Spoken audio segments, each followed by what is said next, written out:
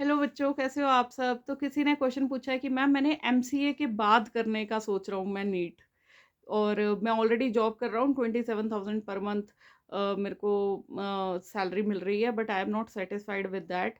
और 27,000 per month का मतलब मैं लगा लूँ तो 3 लाख 30,000 के आसपास आपका सालाना पैकेज होगा। ठीक है। तो इसमें अब सोच रहे हैं आपकी नीट की तैयारी करनी है, तो देखो, अगर आप ये सोच के आ रहे हो कि हाँ भाई मैं नीट की तैयारी करूंगा, उसके बाद मेरा पैकेज एकदम से बढ़ जाएगा, तो वो चीज़ें हो सकती हैं, बट वो तभी होंगी अगर आप if you are prepared for struggle. अगर आप ये सोचो कि नीट करते ही पैसा आना शुरू हो जाएगा, तो ऐसा कुछ नहीं है। 4.5 साल अगर आप नीट की जब नीट करने के बाद जब आप एमबीबीएस की डिग्री के 4.5 साल बाद इंटर्नशिप में जाओगे, वो भी गवर्नमेंट मेडिकल कॉलेज अगर आपको मिलता है कहीं पे, तो वहाँ पे आपका स्टाइपेंड जो स्टार्टिंग होता है 18 से 25,000 पर मंथ होता है। ठीक है, इससे ज़्यादा नहीं मिलता है कहीं पे इंटर्नशिप में। और उसके बाद फिर जब आप पीजी करने जाओगे ना, तब आपका स्टाइपेंड हो सकता है ₹1,00,000 पर मंथ से ₹1,25,000 पर मंथ। और उसके बाद पीजी के बाद फिर से जॉब हंट है। ठीक है। या फिर आपको क्लैरिटी होनी चाहिए कि आप जब एमबीबीएस कर लोगे तो स्टेट सर्विसेज में जाना है, कि स्टेट की जॉब फाइट करनी है, या फिर आपने यूपीएससी के थ्रू सरकारी नौकरी में जाना है। तो वो आपके अपने ऑप्शंस हैं, या फिर आपको कॉरपोरेट हॉस्पिटल्स में काम करना है। ठीक है। तो ऐसा नहीं है कि दूर दूर से तो लगता है कि सब कुछ बढ़िया है, कि हाँ भाई नीट करने के बाद नौकरियां आ जाएंगी।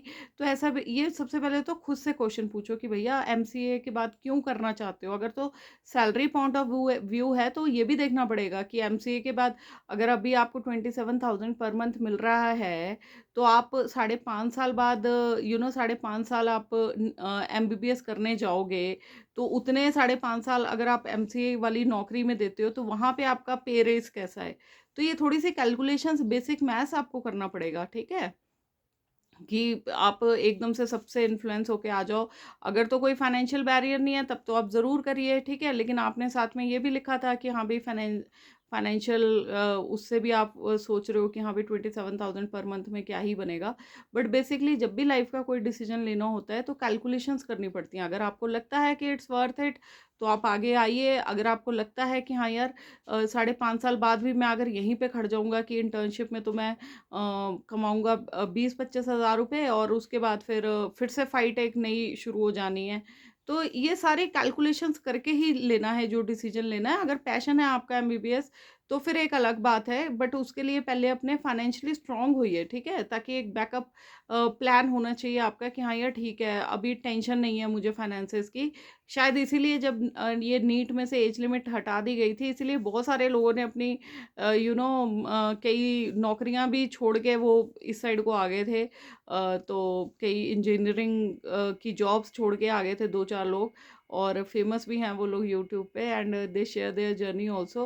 बट हर किसी की जर्नी अलग होती है। तो बट वही बात है कि पहले आप अपना फाइनेंशियली स्ट्रांग हुई, उसके बाद लीजिए कोई भी डिसीजन। ऐसे नहीं कि देखा देखी में। ठीक है, hope this video helps you. And बाकी भगवान सबका भला करे। हर हर महादेव, जय श्री राम। गुड लक बच्चों।